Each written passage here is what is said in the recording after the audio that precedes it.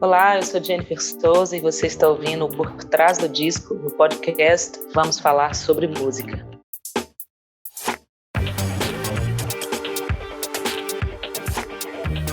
Oi pessoal, eu sou o Kleber Fak. Eu sou o Renan Guerra. E no programa de hoje a gente recebe Jennifer Souza para conversar sobre um dos nossos trabalhos favoritos desse ano, o belíssimo Pacífica Pedra Branca. Jennifer, seja muito bem-vinda. Muito obrigada pelo convite, é um prazer estar aqui com vocês. Alegria. 8 anos após o primeiro álbum em carreira solo, Jennifer Souza está de volta com um novo registro de inéditas, Pacífica Pedra Branca. Com lançamento pela Balaclava Records e Disc Union, o disco, que conta com produção do multi-instrumentista e parceiro Leonardo Marques, do estúdio Ilha do Corvo, em Minas Gerais, encanta pela completa delicadeza dos arranjos e entrega da artista mineira. Para desvendar os segredos e entender um pouco mais sobre o processo de criação do disco, a gente conversa agora com a Jennifer em mais uma edição do Por Trás do Disco. Jennifer, eu quero começar perguntando porque o seu primeiro disco em carreira solo foi lançado lá em 2013. E aí são 8 anos até a chegada do novo álbum. Por que tanto tempo de espera? Por que essa angústia de deixar a gente esperando? Porque o primeiro álbum é uma das coisas mais bonitas que eu ouvi lá em 2013. E aí 8 anos até a chegada desse novo álbum. Por que tanto tempo assim? Olha só. Então, acaba que com essa coisa de eu me dividir em outros trabalhos também, né? Antes, mais próximo ao Impossível Breve, tinha o Transmissor, né?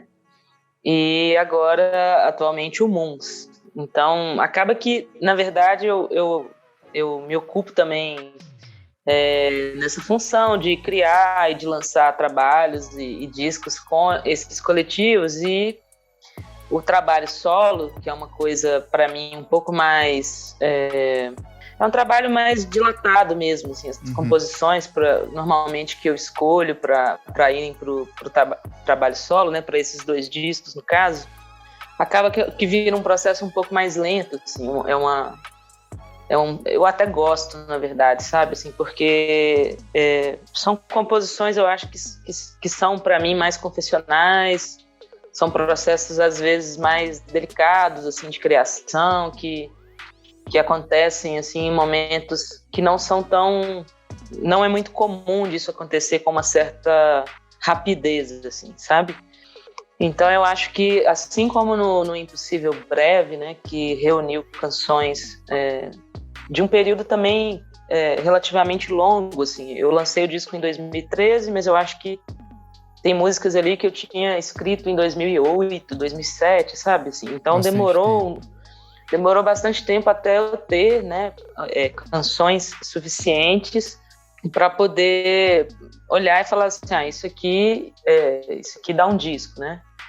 E com o Pacífica foi mais ou menos parecido, né? Assim, já nesse processo ali entre 2013 e 2015 ainda tinha uma agenda relativamente cheia, assim, com outros projetos, né? No caso, o Transmissor, Mostra Cantautores e tal. Eu ainda também estava trabalhando, eu trabalhei por um bom tempo, assim, o Impossível Breve, ele rendeu muitos frutos, então viajei para a Europa, viajei para o Japão, ele saiu em vinil na Europa, ele saiu em CD no Japão, então... Chique. Eu acho que fiquei uns 3, 4 anos trabalhando no Impossível Breve. Então foi só mesmo em 2017 que eu comecei a olhar para o segundo disco, assim, com mais objetividade, sabe? Uhum. Mas por conta de pandemia também ele acabou atrasando um pouco mais do que o previsto, né? E aí deu esse tempo todo, mas assim, para mim é um tempo longo, mas se eu olho também, né, para os lançamentos que aconteceram com esses coletivos nesse período, eu também muita vejo coisa, que né? faz algum sentido, né? Foram 4 discos comuns, teve o terceiro do Transmissor, enfim. Mas é isso, eu gosto também de dar esse tempo para... Eu acho que foi natural, sabe? Assim, as canções chegaram no tempo delas, então, assim, metade do Pacífica foi composto em 2019, sabe? Antes de 2019 eu não teria esse disco. E você, quando essas canções vão chegando, você já entende que elas vão ser suas ou se elas vão para os projetos? Como funciona esse processo? Normalmente sim. Normalmente já dá para desconfiar, assim, o que é pro Moons, o que talvez não é pro solo nem pro Moons, talvez para um outro projeto ainda. Mas tem, eu acho, aí uma característica mais pulsante, assim, mais evidente, assim, sabe? Dessa marca do trabalho solo, né? Que é mais, eu diria, mais melancólico, né? Mais confessional, ele tem essa coisa que é muito própria, é muito minha, né? Assim, isso não é tão identificável, assim, nos discos do Transmissor, onde a coisa é um pouco mais diluída, ou não diluída, mas tem também a mão ali dos meninos, né? Acaba que vira mesmo um trabalho de banda, né? Mesmo que a composição seja minha, ou seja mais minha do que de algum dos parceiros, assim, eu acho que acaba tendo essa cara do coletivo, né? Assim, na estética final, nos arranjos. Então, distancia, eu acho que um pouco da essência individual, né? Assim, de cada um dos integrantes. No caso do Moons, a banda carrega muito a identidade do André, porque ele que compõe a maioria das músicas, foi um projeto idealizado por ele, mas ainda assim é diferente de ver um show dele solo, né? A banda já coloca muita cara ali. E eu acho que no solo é isso, né? Quando vem a música, assim, eu já sei que ela tem mais a ver com o trabalho solo, que é uma coisa mais pessoal, talvez. O Impossível Breve, ele tem uma atmosfera um pouco mais acústica, que é bem diferente desse novo álbum, assim. Eu queria entender como que foi essa decisão para você, porque esse novo tem muito mais uso do metal, um destaque maior para sintetizadores, ele preserva muito da leveza do disco anterior, mas ele segue por um caminho completamente diferente. Essa decisão, ela foi natural ou durante o processo você foi descobrindo ou você tinha já um ponto de partida para seguir por essa trilha? Bom, eu acho que foi bem natural. Eu acho que a grande diferença talvez seja essa entrada dessa parte dos sintetizadores, dessa parte eletrônica, que é muito sutil, mas ela meio que invisivelmente ali, ela cria, né, essa atmosfera, ela vai criando essas camadas, que é uma coisa muito presente no disco, né? E assim, é praticamente a mesma banda do Impossível Breve, mas eu acho que esse disco ele tem mais silêncios, assim, eu acho que ele tem... traz uma maturidade mesmo, eu vejo, assim, não só nas composições, mas na estética dele também. Eu acho que isso é um processo natural de anos, né? Quando você fica anos tocando com a mesma turma, assim, que é o caso do disco, por mais que seja seja o meu trabalho solo, né? Assim, eu mantive essa banda, a mesma banda, desde dos shows do Impossível Breve para a gravação desse disco. A diferença maior, eu acho que foi a entrada do Fred Selva no lugar do Henrique Mateus, que fazia guitarras no primeiro disco. Então, no show tinham 2 guitarras, né? Eu fazia guitarra e ele fazia guitarra, às vezes eu fazia violão, mas sempre teve essa segunda guitarra ali no show do Impossível Breve. E eu queria alguma novidade para esse disco, e isso aconteceu de forma natural também. Quando eu estava começando a fazer os primeiros testes assim, de arranjo com essas músicas, no finalzinho de 2019 eu fiz 2 shows de trio, que foi um formato muito diferente de tudo que eu já tinha feito, que foi bateria, eu revezando nos violões e guitarra, e o Fred Selva tocando sintetizadores. Não tinha baixo, não tinha piano, não tinha nada no show. Então ele fazia synth e eletrônica, e tinha o baterista e tinha eu. E aí, a partir desse laboratório, eu saquei que eu queria muito esse elemento da eletrônica, dos synths, assim, no disco, que eu achei que ia dar um novo respiro, assim, em comparação ao primeiro trabalho. Isso é algo que você consome naturalmente, esse tipo de sonoridade, de disco, ou não? Sim, não é o que eu mais ouço, mas escuto várias coisas com esse tipo de referência, sem dúvidas. E aí foi isso, assim, a banda praticamente a mesma, assim, o Fred, né, Leodoro no baixo, o Felipe Continentino na bateria. Normalmente o processo se deu da mesma forma que se deu na gravação do Impossível Breve, nessa primeira etapa de gravação, que foi juntar com eles, com os 2 e com o Léo, que foi o produtor, o Leonardo Marques, e a gente estruturar as músicas a partir de bateria, baixo e base harmônica, assim, violão e guitarra. Então a gente ficou ali uns 2 dias tocando as músicas só nós 3, olhando o andamento, olhando formas, né, assim, se repete o refrão de novo, não repete, se tem uma introdução, se não tem, e mapeando essas músicas, e aí a gente levanta essa primeira essa primeira base, né, das músicas. A gente gravou ao vivo essa parte, bateria, baixo e eu tocando guitarra e eu violão e cantando ao mesmo tempo. Então eu cantei todos os takes que foram gravados de bateria e baixo ao vivo, eu tava cantando e tocando junto deles o tempo todo, assim. Não fiz guia nenhuma de voz, de violão, de guitarra. A gente ficou os 3 tocando nesses 4 dias, os primeiros 4 dias de gravação, que o foco era a bateria e o baixo, foi tudo gravado ao vivo. E várias vozes, inclusive, dessa primeira etapa foram as vozes que ficaram no disco. Eu nem regravei essas vozes. E aí, depois que a gente tinha levantado essa primeira parte, aí sim eu convidei os outros músicos para irem gravando separadamente. Aí veio o Marquinho, né, o Marcos Abijaldi, fez a parte de pianos, piano acústico e Wurlitzer. Depois veio o Selva, fez a parte de synths, né, a parte de eletrônica. Ele gravou também harmônio em 2 faixas. Aí chamei os metais, né, os meninos dos metais, o Jonas, o João e o William. E aí vieram as participações especiais e aí a gente foi lapidando esses arranjos aos poucos, assim, mas de forma super espontânea também, assim. É muito raro eu chegar com um arranjo pré-estabelecido, assim, para alguma coisa, ou alguma melodia pré-estabelecida. Normalmente eu chego com um sentimento, assim, uma ideia de, por exemplo, no Ultraleve, né, que tem aquele final de metais ali, foi totalmente improviso, assim. Eu já sabia que eu queria aquilo. E aí eu cheguei pros meninos na hora e falei, gente, vou pedir para vocês tocarem juntos aqui na sala o que vocês quiserem, para improvisar essa parte inteira. Aí eles não entenderam muito bem, eu falei, para improvisar, é livre, pode tocar o que vocês quiserem, o que der na cabeça. E aí eles fizeram o primeiro take, assim, que já ficou maravilhoso, e aí eles falaram, não, é isso mesmo? Eu falei, é isso mesmo. Então, será que a gente pode tocar mais um? Eu falei, precisar não precisa, mas pode tocar mais um. Enfim, acho que ficou o primeiro, entendeu? Assim, acho que a gente nem usou o segundo, mas esse tipo de coisa, sabe? Assim, a gente tem uma ideia um pouquinho do sentimento, assim, que aqui eu acho que tinha que ser mais vazio, aqui eu acho que rola de pesar mais a mão, esse tipo de coisa, mas não assim, toca essa nota, sabe? Toca desse jeito, toca essa frase. Sim. Isso é mais raro, assim. Então, é porque eu gosto tanto do trabalho desses músicos, desses artistas, né? Eles são tão... enfim, eles têm esses desdobramentos, né, como artistas. Eles não são só músicos, eles são compositores também, eles têm carreira solo, né, o Fred, o Felipe, o Marcos, enfim. Então é um momento que é muito legal, assim, de trazer também para esses arranjos, para as músicas, uma coisa que é do universo deles, né, que é da linguagem deles, enfim. É mais ou menos por aí.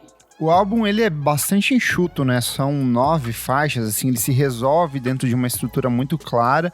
Esse resultado final, ele é muito próximo do começo, quando você entrou em estúdio, sobrou muita coisa, ainda tem material para um EP, para sobras, ou essas são as 9 canções e se resolveu em cima disso? Na verdade, ele teria 10 canções, tem uma que ficou de fora, que eu pretendo lançar esse ano ainda. Vou ver se eu consigo soltar em dezembro. Mas essa música que ficou de fora, ela seria a última música do disco. Ela viria ainda depois de Oração ao Sol. É uma música que chama Ser Estrela, que eu fiz em homenagem ao Vanderly. E aí, como ela seria, eu já queria que ela fosse a última música desde o início do processo. Foi uma música que eu pedi para os meninos ficarem mais livres ainda, assim, no final dela. Então, o final dela ficou bem longo, sabe? Assim, bem livre, bem longa.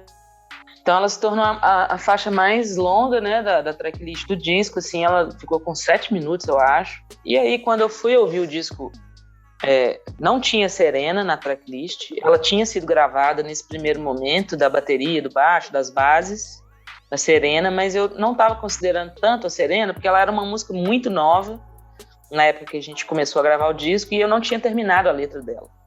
E aí eu falei, vamos gravar só a base, porque como já tem aqui a melodia e a harmonia prontas, e a estrutura, vou deixar ela gravada na manga para ver depois se precisa, se eu termino a letra, se a gente continua o arranjo ou não. Mas aí então, eram 9 faixas que eu estava considerando, a Serena estava de fora, mas eu estava sentindo o lado B do disco, né, ele muito longo e um pouco carregado também, porque... Oração ao Sol, no início ainda não tinha o arranjo de cordas escrito ainda, pronto, Então, quando ela ganhou esse arranjo de cordas, né, e aí chegou a voz do Tigana também, perdeu muito pra mim o sentido de ter outra faixa depois dela, Sim. sabe? Ela fecha de um jeito muito bonito. Eu senti que ela era o fechamento do disco e que Ser Estrela, que é essa música que eu vou soltar ainda, tava deslocada, assim, tava ficando demais, assim. E aí, quando eu tirei a Ser Estrela, eu senti que tinha espaço para voltar com a Serena. E aí eu fui e terminei a letra de Serena e terminamos o arranjo de Serena. Aí foi que eu convidei também o pessoal do Mons, né, os meninos do Mons, para poder fazer uma participação no disco. Eu queria muito, mas não tinha também achado o lugar certo para eles participarem, né, todos, assim. E aí foi ótimo, porque juntou uma coisa com a outra. Veio Serena, que é uma música mais solar e tal, mais leve, que tava precisando também, eu acho, no tracklist, assim, tava precisando disso. E aí foi ótimo, porque os meninos puderam participar, que eu tinha essa ideia de ter esse coro nela já de antes também, e foi o que rolou. E o Ser Estrela, que é uma música também muito linda, que eu tô doida pra mostrar, eu tô querendo lançar ainda esse ano, assim, como esse lado B. Então deve sair, assim, se tudo der certo, deve sair ainda em dezembro.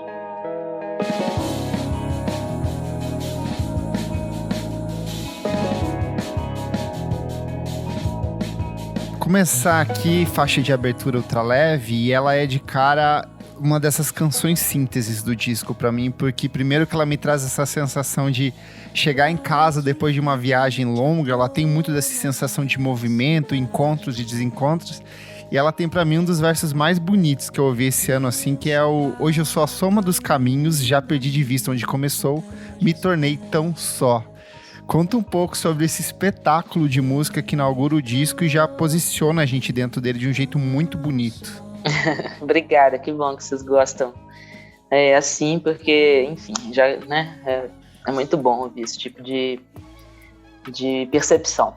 Mas essa música também é uma das mais antigas, assim. Inclusive, eu cheguei a lançar uma versão dela, né, com um EPzinho ao vivo que eu lancei em 2017.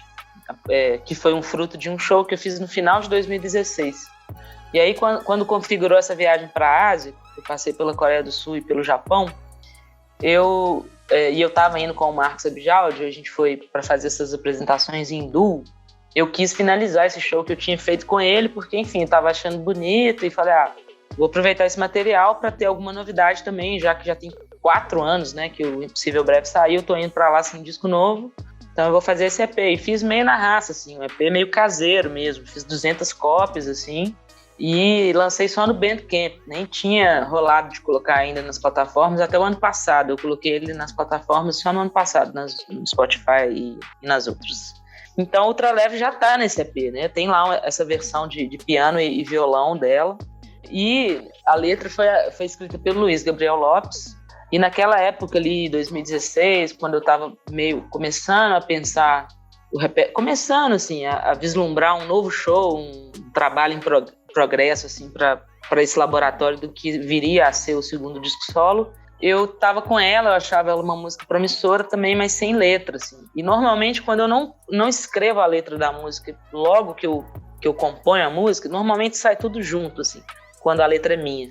E quando não sai, para mim depois vira uma coisa meio desconectada, sabe? Assim, é difícil para mim pegar uma música que eu escrevi, que eu compus há alguns meses e tá sem a letra e eu consegui sentar e escrever essa letra. É um processo para mim não muito natural. E aí eu entrei em contato com o Luiz, assim, que, enfim, a gente tem cantautores juntos, né? Mas a gente nunca tinha escrito nada juntos, a gente falava disso há anos. E eu achei que essa música, esse motivo dela, né, de falar de um personagem meio andarilho, meio cigano, que cada hora tá num lugar diferente e ao mesmo tempo se sente só, não pertence a lugar nenhum.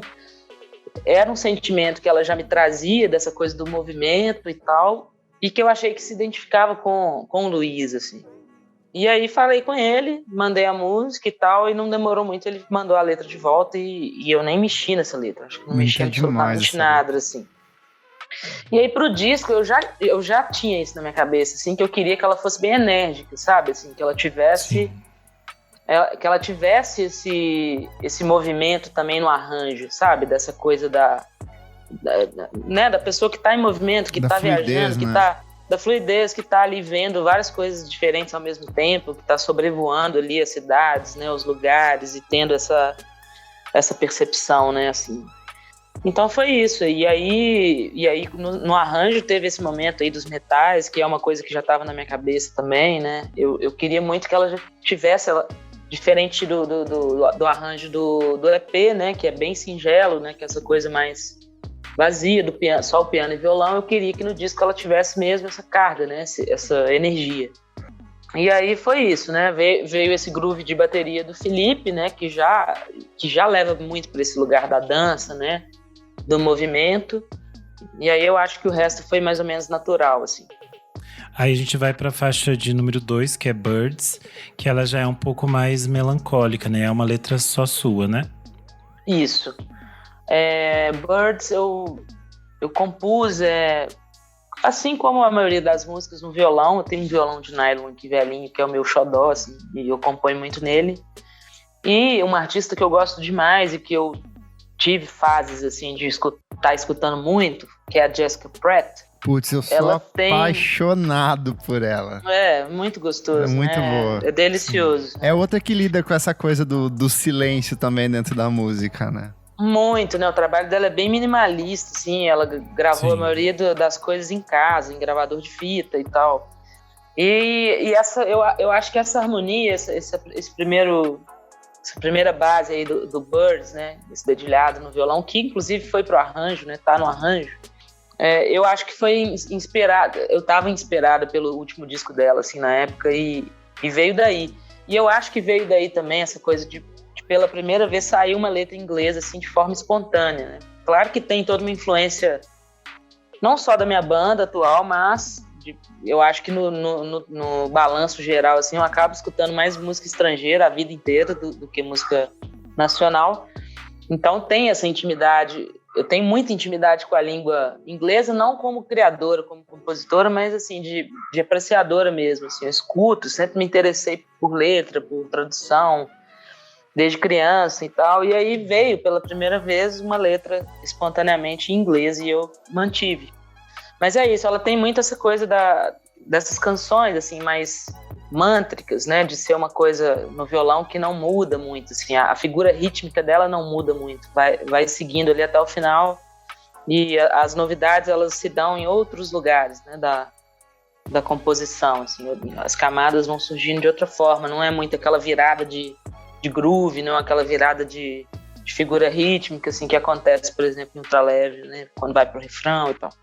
E aí a gente chega numa que também é um xodózinho meu dentro desse disco, que é Amanhecer. É outra que é dessas canções que parece que abraçam a gente, de tão gostosa que ela é. E ela tem também, de novo, essa coisa da temática do reencontro de um jeito ou de outro, né? Sim, Amanhecer também foi uma canção que veio nessa última leva de canções, em 2019. Assim como Serena, assim como Pacífica Pedra Branca. Birds também, acho que foi 2019.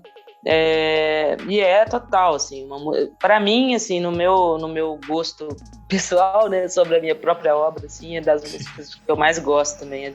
É uma música que é uma das mais tocadas, né? Eu tava vendo hoje nas plataformas de streaming, ela tava lá no topo, assim, entre as mais ouvidas das pessoas. Ela acabou se tornando a terceira música de trabalho do disco, assim, né? A gente não teve um terceiro single, mas ela foi escolhida como um terceiro single, vamos dizer assim. Então, acho que ela tá, assim como a Outra Leve e a Pacífica Pedra Branca, eu acho que ela também tá em algumas playlists, sabe? Sim, circulou. Tá circulando mais, mas é uma das minhas preferidas também do disco. Maravilha. Aí a gente chega em Serena, que você já falou um pouco, tem a participação do Muns e foi a faixa mais nova, né, a entrar nesse trabalho. Uhum. Isso, acho que eu falei bastante ali, né, já, desse arranjo, né, de como ele se deu também, dessa participação dos meninos, que foi tipo os 45 do segundo tempo do disco, sabe? Ele já tava assim, no final do processo de mixagem, quando eu decidi por tirar a Ser Estrela e colocar a Serena. Então, os meninos, eu pedi o Felipe D'Angelo, que é o tecladista do Munzi, que é muito bom, assim, de ideias, de arranjo, especialmente para vocais, assim.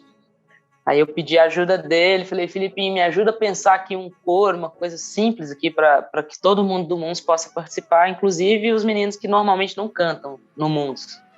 Então todo mundo cantou, o baterista cantou, o Pedro, o Digo, que normalmente toca gaita e guitarra, cantou, os 5 cantaram. E aí foi assim, o Filipinho escreveu, né, o que seria o arranjo das vozes, ele fez essas guias, né, ó, o André e Nadinho vão fazer essa aqui, o Pedro e o Digo vão fazer essa, eu vou fazer essa, não sei o quê. Aí foi bem colaborativa mesmo essa. Ele mandou para mim esses arquivos, eu fiz essa coordenação de mandar para cada um o que era de cada um. E aí eles gravaram em casa, do jeito que deu, e me mandaram de volta. E aí eu fiz essa edição, né? Coloquei tudo no lugar, tudo certinho, para chegar lá no Léo já com a coisa toda pronta, só para julgar na sessão da Mix já. E o Léo também participou nessa faixa, o Leonardo Marques, que é o produtor, ele participou em 2 faixas como guitarrista. E foi Serena e Pacífica Pedra Branca, né? Que tem a guitarra que é super protagonista, mas vão deixar para chegar nela quanto.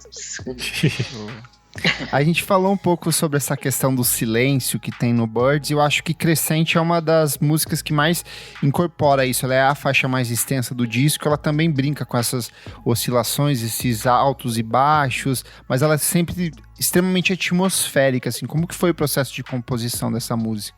Pois é, essa música eu acho que no tracklist, assim, é a mais, no repertório aí do disco, ela é a mais antiga. Foi uma música composta em 2015, também faz parte desse EP ao vivo, né, que está disponibilizado. É a faixa que abre, inclusive eu adoro esse arranjo do EP dela. Tem uma introdução de guitarra, assim, que eu gosto muito. E é isso, assim, aí quando a gente foi fazer ela no disco, a base harmônica dela eu compus no violão também, e eu compus essa música com um dedilhado que tem nesse arranjo da versão ao vivo do EP, que quando eu levei pro disco, alguma coisa não estava batendo, assim, eu cheguei a gravar uma guitarra com esse dedilhado, assim, que era o início da música, era essa guitarra dedilhada, e eu falei, não é isso que eu quero, assim, eu acho que tinha que ser outra coisa, mais vazia. E aí foi que a gente criou esse pad, esse fio, né, de fundo aí, que é a introdução dela e fica até o final dela, que é um pad que o Fred Selva fez a partir da minha própria voz, assim. Então eu cantei, ele pediu para eu cantar algumas notas, assim, sei lá, eu faço um... Aí ele sampleia isso e vira um pad, entendeu? Então isso a gente usou na crescente e na ponta dos pés. E aí, na hora que rolou esse pad, assim, eu falei, isso aqui é o caminho, né? Assim, a partir daqui, a gente vai começar a construir esse arranjo de forma gradual, assim. Então, a partir desse pad, eu coloquei o violão de nylon ali, também bem mais discreto e tal, os acordes, né, da harmonia mais discretos. E eu acho que ficou um arranjo que tem a ver com o sentimento da própria música, assim, desse nome, né? Que ele vai crescendo até chegar naquele final que é mais catártico, assim. Dos arranjos do disco também que eu mais gostei, assim, no final, depois de ouvindo o disco inteiro. Bonita demais.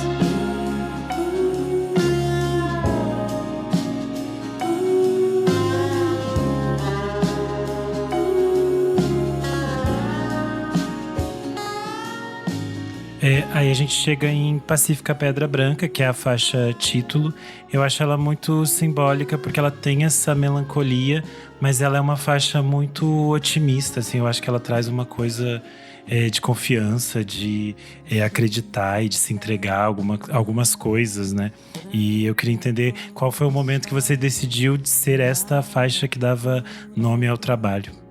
Pois é, na verdade a ordem é inversa, porque Pacífica Pedra Branca o nome do disco veio bem antes da música.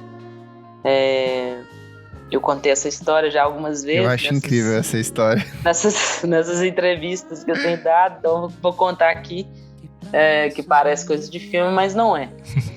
Eu tinha outro nome, eu chamei Lilian, até os 3 anos e pouco. Isso não sei se minha mãe me chamava. Não sei se minha mãe me chamava de Lilian, eu não sei, não tenho essa lembrança. Ou de algum apelido e tal, mas o fato é que eu só fui registrada em cartório aos 3 anos e 4 meses. E aí, quando minha mãe me registrou em cartório, ela mudou pra Jennifer. E essa história, assim, era só uma história, sabe? Assim, era só uma história e eu convivi com isso, eu nem lembrava disso, a maior parte da minha vida, enfim, tinha essa lembrança. Mas aí eu estava, em 2017, num processo de encontrar um título para o disco, porque eu estava inscrevendo um projeto para um edital que eu precisava de ter um título. E aí já tinha rodado lâmpada pra caramba, assim, nenhum título que eu tinha fazia sentido ou sintetizava o que eu estava buscando, que era uma coisa mais existencial, mais pessoal, assim, de um momento específico, assim, de reflexões mais pautadas nisso, assim, nessa coisa mais existencial, assim, mais a ver comigo, ao contrário do Impossível Breve, menos pautado na coisa das relações amorosas, assim. Tem também, né, no Pacífica, mas não só, né, tem outros assuntos aí também, mais delicados e tal, mas, enfim, de outras coisas. E aí eu tava nesse brainstorm, assim, rodando lâmpada e nada clicava, nada dava certo, até que eu me lembrei dessa história. Falei, gente, eu tinha outro nome, que loucura essa coisa dos nomes, né? Deixa eu ir. E me dei conta também que eu não sabia o significado desses nomes. Que eu nunca tinha buscado esse significado, nem do Lily, nem do Jennifer.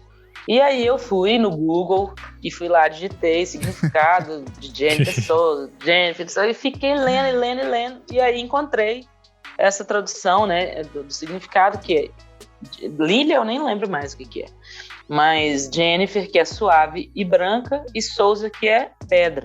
E aí eu juntei tudo, suave, tá feito pedra o título. branca. Eu falei, pô, é isso, cara. E achei poético, achei bonita a imagem. Não, eu fiquei muito impressionada, na verdade, com a identificação que eu tive com essa imagem. Porque, assim, eu achei que tinha tudo a ver comigo, sabe? Assim, com a minha personalidade. Eu tenho essa fama, assim, de ser muito séria, mas ao mesmo tempo sou uma manteiga derretida, entendeu? E eu sou alta, e eu sou branca, e enfim. E aí eu fiquei achando muito, bateu muito, assim. Eu fiquei muito identificada com essa imagem. E aí eu depois, olhando alguns sinônimos assim do suave e tal, eu achei o Pacífica e achei mais sonoro. O Pacífica Pedra, para mim, assim, ficou mais sonoro que o Suave Pedra. E aí clicou o nome, falei, é isso mesmo, eu achei a imagem bonita, eu achei a poesia bonita. E aí esse nome veio muito antes da música, isso era 2017. E eu não tinha a intenção de escrever uma música com esse nome, não era a intenção. Eu achava legal que o nome do disco fosse exclusivo, assim. Mas aí veio também de forma super espontânea, em 2019. Eu tava com essa música, já tava com a melodia, com a harmonia, e aí veio o primeiro verso. Na hora que saiu o Pacífica, Pedra e o Mar, Branca é a cor do sal, eu já puxou entendi tudo. que ia se chamar Pacífica, Pedra Branca, entendeu? E daí eu terminei a letra que, assim, foi inspirada nessa imagem também, mas não só, e acabou ficando com o mesmo título do disco. Foi isso. E aí tem essa guitarra do Léo aí, maravilhosa, né, no arranjo, que é uma coisa que eu acho que traz também pro disco um tempero que não tem em música nenhuma, né, que é essa guitarra com fuzz, assim, que é como se fosse um coentro, eu falo que é como se fosse um coentrozinho, assim, na música. Que ela dá esse tempero, assim, um pouco mais diferente mesmo. Ô Jennifer, eu sou apaixonado por um cantor, compositor, produtor, que é o Fábio Góes, porque ele tem essa música, Sem Mentira, que tocava numa série da HBO há muito tempo, que era a série Foi quando Alice. eu conheci ele. Exato, foi quando eu conheci também, e aí eu descobri que esse cara tinha um disco, que é o Sol no Escuro, que eu sou apaixonado, e depois ele lançou o Destino Vestido de Noiva, que também é outro espetáculo em forma de disco.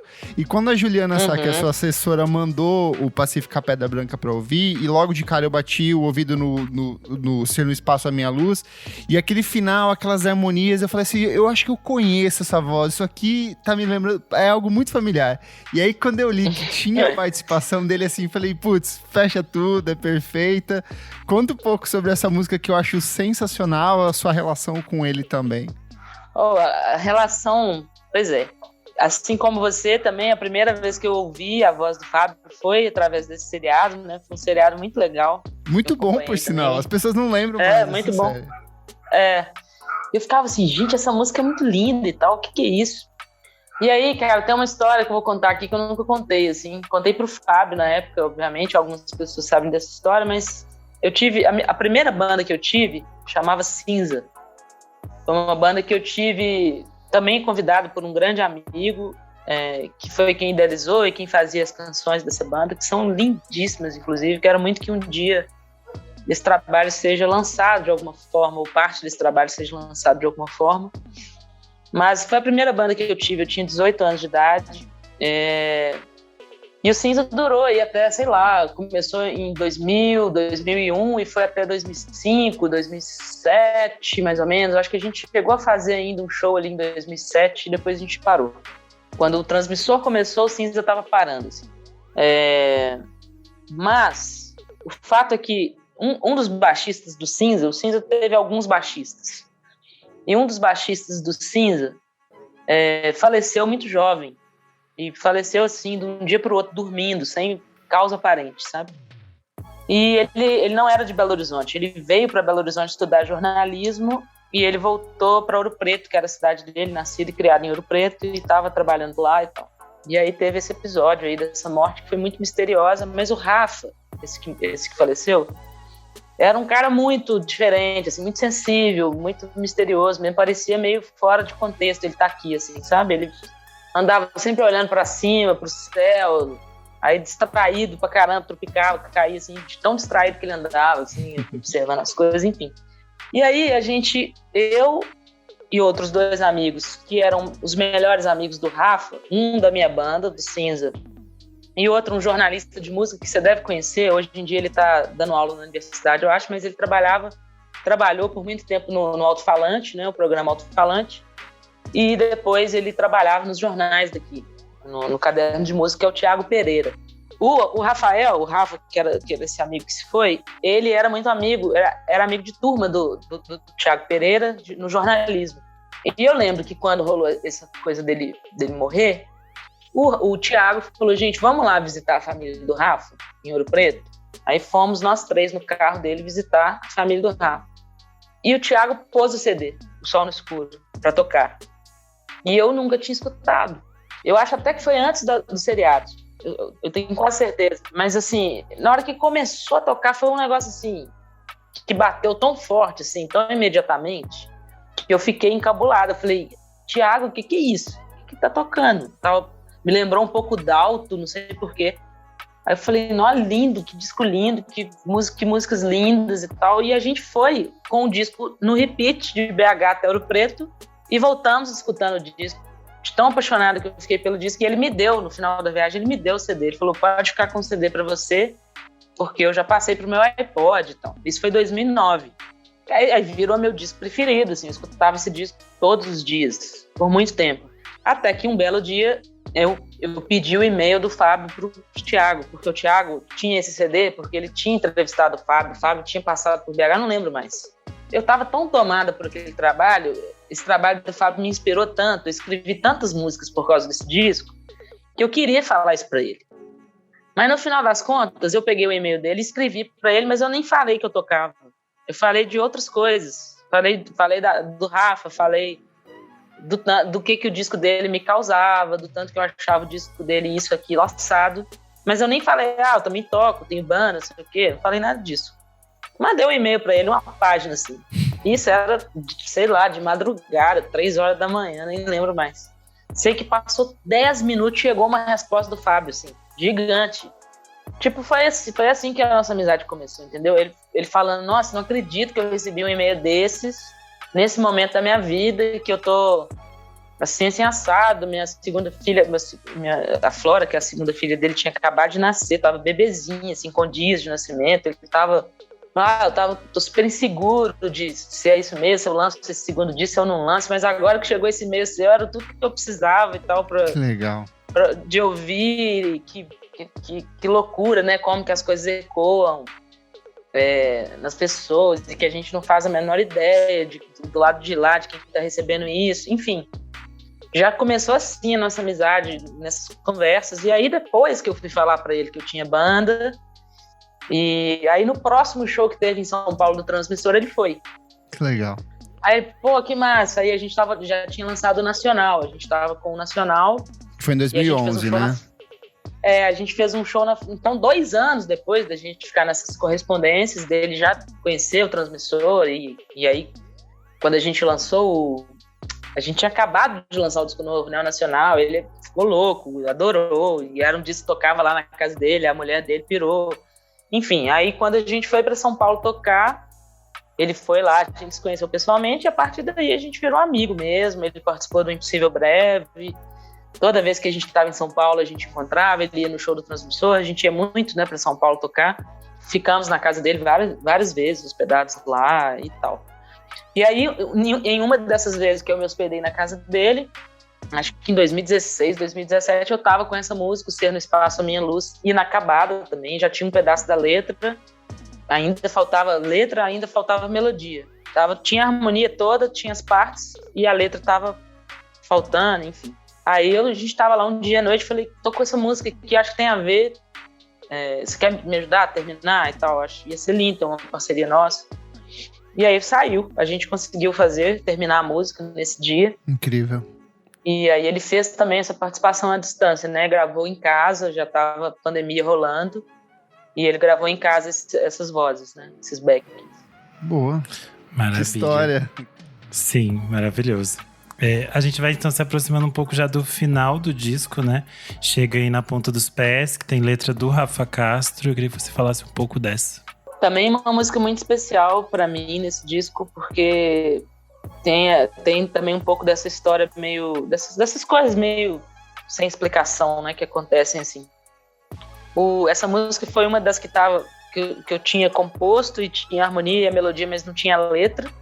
Assim como Ultraleve, né? No caso da canção com o Fábio, não. A gente terminou de fazer juntos mesmo, parte musical e de letra. Mas essa estava pronta. Inclusive, ela já tinha esse título. Já tinha o Na Ponta dos Pés também como título, que eu não sei por que veio esse título, por que veio essa imagem, e que imagem também era essa, não estava claro para mim. Assim. Eu falei isso pro Rafa. Falei, Rafa, né, depois que a gente conversou e que ele falou que queria assim, fazer uma letra, que a gente tivesse alguma parceria pro disco, né, que eu falei que eu tava fechando o repertório do disco e queria muito que essa música tivesse. Eu falei com ele, Rafa, eu não tenho muito, assim, um roteiro para te falar, ou sei lá, o que essa história pode ser, mas tem esse nome que eu queria manter, porque eu acho também poético, apesar de não saber exatamente que cena é essa, se é alguém que tá andando na ponta dos pés, se é alguém que tá dançando, ou se alguém tá tentando enxergar alguma coisa, ou se alguém tá tentando andar sem fazer barulho, enfim. Sei que é na ponta dos pés. Aí ele, não, essa imagem é muito linda, ela também já me sugere muita coisa. Beleza, vou ficar aqui com a música, convivendo com ela um tempo e te dou notícias. Isso foi, eu mandei a música pra ele hoje, vamos supor, e a gente teve essa conversa. Aí no dia seguinte eu acordei e já tava a letra no meu telefone, no WhatsApp. Eu falei, caramba, tipo assim, não tem nem 24 horas que eu conversei com o Rafa. Que loucura, né? Aí eu tinha um áudio dele e tinha a letra. Aí eu bati o olho na letra ainda, meio assim, sem conseguir enxergar direito, dei play no áudio e ele tinha tido esse sonho, entendeu? Ele falou assim, foi muito louco, porque eu fiquei escutando essa música ontem, depois que você mandou, e aí eu dormi e aí eu tive esse sonho muito, muito forte, muito real, de que uma pessoa estava no alto de um prédio, prestes a pular. E aí não ficou, isso não se revelou para mim. Eu acordei antes de saber se a pessoa pulou ou não. Mas a letra veio. Na hora que eu abri o olho, a letra estava na minha cabeça. Eu pulei da cama, peguei o caderno e anotei antes que eu esquecesse. E tá aí, não mexi em nada, então. Incrível. Eu achei muito louco, assim. Achei louco e eu fiquei arrepiado na hora, assim. Fiquei todo arrepiado, falei que loucura e tal. E aí foi bonito, porque ele falou nesse áudio que ele mandou, ele falou assim, Geninha, ó, mesmo que ela tenha pulado, ela foi salva, porque ela renasceu. E se ela não pulou, é porque alguém chegou a tempo. Legal. Então, ficou isso. Pro fechamento do disco, você traz Oração ao Sol, que pra mim é um mantra, e eu acho que ela traz uma coisa muito bonita que, ao mesmo tempo que ela evoca essa sensação de fechamento, por estar ali no fechamento do disco de fato, ela me traz uma sensação de recomeço, uma vontade de ouvir de novo, embarcar e reviver essas sensações. E tem também essa participação do Tigana Santana, então queria que você contasse por que dessa música. Você já contou por que pra fechar, mas como que foi o processo de criação dela? Essa música eu vou falar pouco, porque é difícil falar dela. Mas é uma música que eu compus num momento muito delicado, né, assim, de uma experiência de separação, assim, e E eu tinha pouco tempo assistido, nessa época, a um vídeo do Tigana, feito pelo Vincent Moon, em que ele diz isso. Ele tá na beira do mar, assim, na praia de Itapuã, com o violão na mão, assim, fazendo uma espécie de improviso, assim, um cântico. E o sol tá se pondo, e ele tá olhando pro mar, e aí ele fala, na hora que o sol termina de baixar, ele fala: isto foi, o sol me ensina a morrer e a nascer todos os dias. Agora eu morro com o sol e morro com o mar. E aí eu achei lindo demais, né? Maravilhoso, tal, como tudo que ele faz. Fiquei com aquilo ecoando e tal. Tava nesses dias muito difíceis, assim, muito, muito difíceis. E essa música veio mesmo como uma oração, sabe? Assim, ela de certa forma, ela me salvou essa noite, assim. E foi madrugada fora, sabe? Assim, na hora que veio a música, que eu centrei, porque eu tava precisando de um centro, assim, e que eu centrei nela, eu fiquei horas fazendo, sei lá, de meia-noite às 6 da manhã até ela ficar pronta. E o gancho pra letra foi a partir disso que ele tinha dito, né? E aí, assim que eu terminei a música, passaram-se uns dias, assim, eu mostrei a música pra ele, contei pra ele que tinha a ver com o que ele tinha falado, enfim, ele adorou a música, achou a música linda, e eu, assim que aprovei um projeto para gravar o disco, eu falei para ele que eu gostaria muito que ele participasse nessa faixa, por isso, né? Por ele ter sido também um dos motivos, uma das inspirações, né, para eu compor essa música.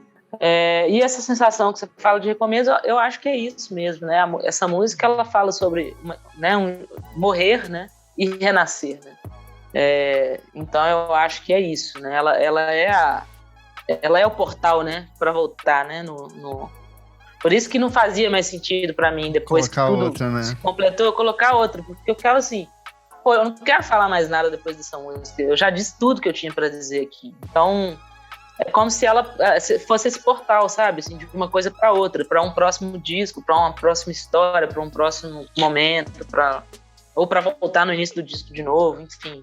Mas pra mim, ela é essa luz, é esse portal, assim, que é dolorido, mas que é necessário e que tem que passar por ali, sabe? Para começar de novo. Assim. Incrível. Jennifer, a gente chega aqui, a gente sempre pergunta para os nossos convidados uma decisão que é muito difícil para alguns deles, escolher uma canção que você considera a que sintetiza o disco, a que você mais gosta, a que você acha que é essencial desse trabalho. Eu acho que Pacífica Pedra Branca, eu acho que sintetiza bem. Talvez seja a minha escolha, assim, mas escolheria também talvez outra leve. pode ser a Pacífica Pedra Branca, porque eu acho que ela é uma música que tem esses elementos todos, né? Ela é melancólica, mas ela é solar ao mesmo tempo. Ela é bem redonda, né? Eu acho que ela tem essa coisa do easy listening, assim, né? De um refrão que... Enfim, vamos nela. Perfeito. Jenny, onde as pessoas te encontram, suas redes sociais? Eu sei que você está lançando o disco também em formato físico lá fora. Vai chegar aqui esse vinil também? Como que vai ser daqui para frente? Bom, nas redes é @Jennifer Souza Oficial, em todas as redes. Sobre os formatos, né? A gente vai... o disco sai em março, né, em vinil. Quer dizer, ele sai em dezembro, primeiro no Japão em CD, numa versão exclusiva japonesa, vai ser prensado lá. Eu devo receber alguns samples, assim, poucos, 10, alguma coisa assim. Então não vai dar para disponibilizar, assim. Mas o vinil, sim. O vinil, eu vou trazer 40 cópias em março desse vinil gringo. Ele sai numa parceria de um selo francês que chama 180 gramas, com a Disc Union, né, que é japonesa. E aí eles distribuem, acho que eles vão prensar 800 cópias. Eles distribuem Japão, Europa, Estados Unidos. Dessa leva eu vou pegar 40 aqui pro Brasil para ter esse produto, mas a gente vai prensar aqui no Brasil o vinil. Não sei quando que sai, porque as fábricas estão... Enfim. Tá difícil. Tá difícil. Não tem material. Mas tá correndo aí na boca miúda que vai abrir uma nova fábrica no Brasil no início do ano. Uma coisa que eu não sei ainda se a gente pode contar totalmente com isso, mas acredito que vai rolar. Então, a partir disso, a gente vai conseguir fazer o disco para ele estar pronto, sei lá, abril, maio, por aí. Boa. Então, a gente vai ter o vinil nacional também. Maravilha. Jenny, muito, muito obrigado. Foi incrível conversar sobre esse, que é um dos meus discos favoritos desse ano. E esse que foi um disco que me abraçou, assim, nos últimos dias. Tenho ouvido muito. Eu acho que depois de conversar com você, eu acho que eu vou ouvir ainda mais. Muito obrigado, viu? Eu que agradeço. Foi um prazer finalmente poder falar ao vivo com vocês, né? Agradeço muito, não só por esse momento aqui, não, e pelo Pacífica Pedra Branca, mas por todas as outras escutas, né, ao longo desses anos aí, todos, né, desde que a gente tem lançado trabalhos autorais. É sempre legal ler as coisas que você escreve, antigamente no Miojo Indie, agora no Música Instantânea. O Renan eu tive o prazer de conhecer há pouco tempo, mas obrigada também, Renan, pelo carinho aí, pela atenção com o trabalho, e bom demais. Boa. Uma alegria, um prazer falar com vocês. Eu sou o @KleberFak no Twitter e no Instagram. Eu sou _Renan Guerra no Instagram e no Twitter. Não esquece de seguir a gente nas nossas redes sociais, @podcast VFSM em tudo. Segue a gente também na sua plataforma de streaming favorita. Os links para audição do disco da Jennifer e tudo que ela citou aqui a gente vai colocar na descrição desse episódio. E se puder, apoie a gente no padrim.com.br/podcast VFSM. Obrigado, Jennifer. Obrigado você que está ouvindo e até a próxima. Tchau, tchau. Até mais. Até a próxima. Tchau, tchau.